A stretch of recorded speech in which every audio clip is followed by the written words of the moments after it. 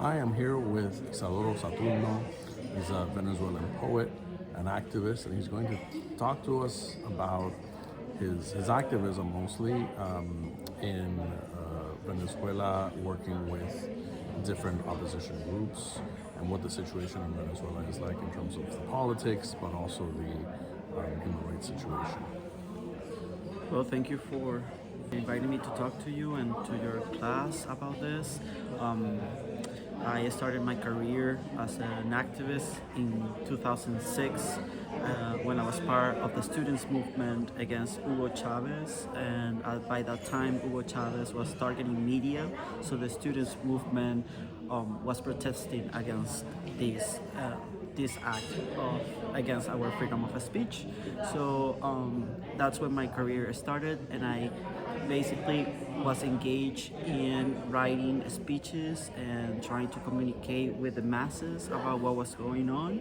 And it was very important for me to bring examples of our real life and connect it to what was happening in the government.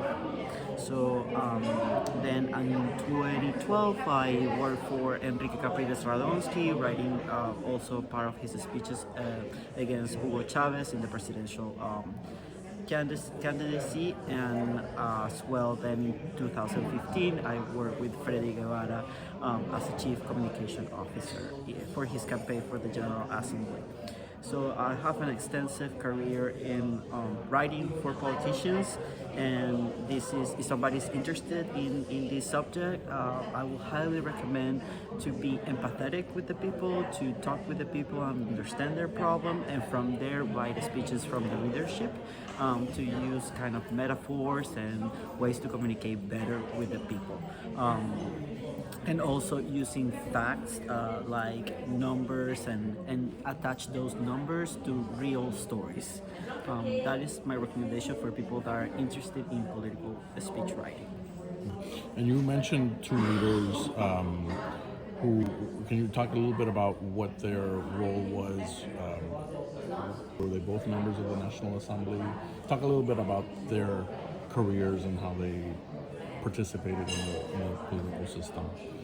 Yes. So Freddy Guevara was president actually of the assembly in 2015 before it was removed by Nicolas Maduro.